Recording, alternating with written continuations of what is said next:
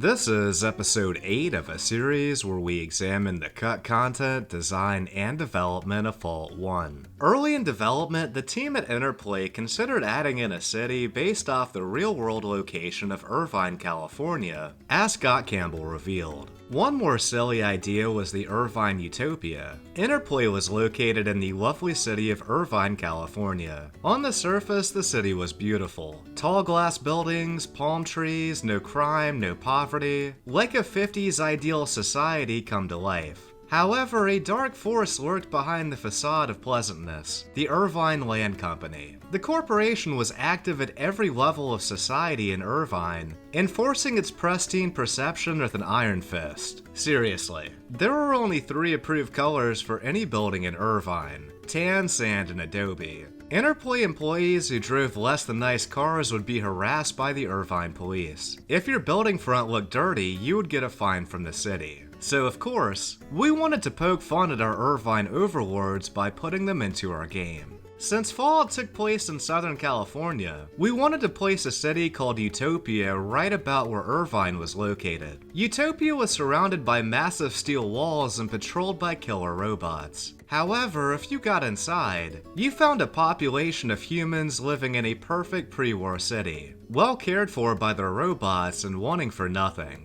Of course, the humans were dumb as a bag of stupid, and could do nothing for themselves without their robot helpers, which, in actuality, were their robot overlords, controlling every aspect of their life. The robots were run by a supercomputer in the middle of the city, manufactured by the Irvine Land Corporation. Ah, satire. The coolest part of the Utopia idea was that, outside of the walls, we were going to build the ruins of Interplay. We'd have a little ruined building and hide skeletons of ourselves around the debris. It would have been magic. Still another silly idea that met the chopping block was the Dead Viper. At the time of development, Brian Fargo had just purchased a candy apple red Dodge Viper sports car. He would beam with pride when his V10 roared in the parking lot each morning. Almost immediately, the sports car began suffering breakdown after mechanical failure. It ended up spending more time in the Interplay parking lot and repair shops than on the road. Being pitiless bastards, we wanted to poke fun at it. A player could discover a shiny new red Dodge Viper amongst the ruins of the Interplay building. The character could even interact with it, getting a dialogue stating, "It's a high-performance sports car. With just a few repairs, it could be drivable." This would send the player to the ends of the waste looking for sports car parts, bringing them back to the car in hopes of repairing it, and cruising through the radioactive desert in style. The evil part was, no matter how many parts you find, nothing would fix the car. We even joked that in the end credits of the game, we'd show a super mutant walk up to the car and stare quizzically at it. He'd kick it and it'd roar to life. We last see the super mutant driving the Viper into the sunset. Priceless.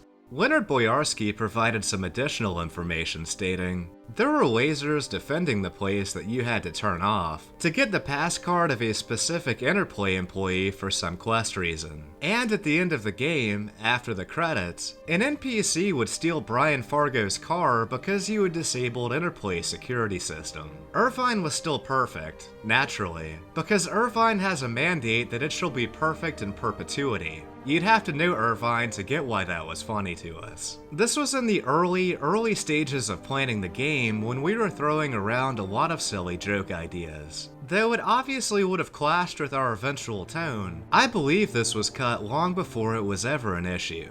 This was a fun idea, but definitely didn't fit with the grim tone of the final game, and it was for the best it was cut. The original disc release of Fallout 1 came with a folder called Goodies, and most notably contained an extremely early prototype of the game. It was made in 1994, 3 years prior to its release, and was made as a test for an isometric hex-based engine. All of the assets were taken from other games being made at Interplay at the time, and you can either walk around or place tiles. It's pretty incredible to see the humble origins of a series that continues to this day. The folder also contained a really cool screensaver showing off the bombs flying during the Great War. For whatever reason, the folder wouldn't be included in physical re-releases or in the Steam/GOG versions, which is a shame because both files are very cool.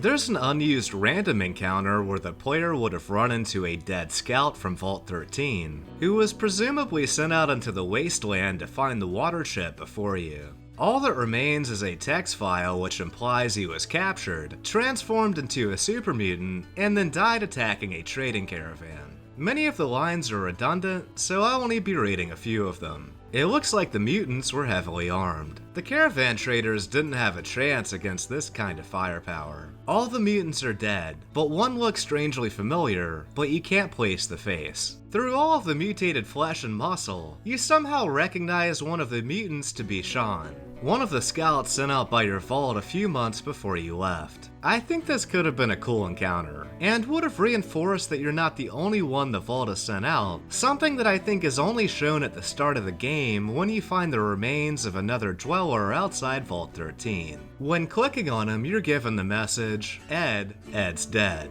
Chris Taylor talked about the character in the Fallout Bible mentioning, "Zed's dead, baby, Zed's dead," from Pulp Fiction. That's part of the reference. Ed was twofold: to immediately show the player that the outside world was dangerous, and to tell the player that he wasn't the first choice of someone to send out. Ed was sent out before the water chip malfunctioned, since he's just bones. The Overseer has quite a few cut recorded lines that were later rewritten and used in the game's intro. There's a picture on your pip to help you identify it. Here's a picture to help you identify it. Here's some equipment you'll probably need. If we didn't have to do this, I'd never ask. And if you don't do it, I don't know who else can. Help us. You're our only chance, I guess. If you need help, come back here. Obviously, we'll do whatever we can, but we don't have a lot of time. Be safe, find that chip, and get back here. We marked your map with the location of another vault. Not a bad place to start, I think. Then again, what the heck do I know about the outside? Look, you know you're important to me, and I really... Just be safe, okay? He also has several lines that were likely intended to appear in conversation, where he would have told you how much time you had left before the vault ran out of water. You have 1 month to retrieve the chip before the vault runs out of water. You have 2 months to retrieve the chip before the vault runs out of water. You have 2 months, maybe less, before the vault runs out of water. You have 3 months to retrieve the chip before the vault runs out of water. You have 4 months to retrieve the chip before the vault runs out of water. You have 5 months to retrieve the chip before the vault runs out of water. You have 6 months to retrieve the chip before the vault runs out of water. Interestingly, there's a text version of a speech during the intro, and a section of it wasn't recorded, which reads, "Now we both know we've had our differences as you've grown up. You've got the wanderlust in you, desires for things the vault just can't satisfy. And you know, I think this might be the last safe place anywhere, so I'm always worried about those who want to take off on adventures. Hey, if everyone left, I'd be out of a job."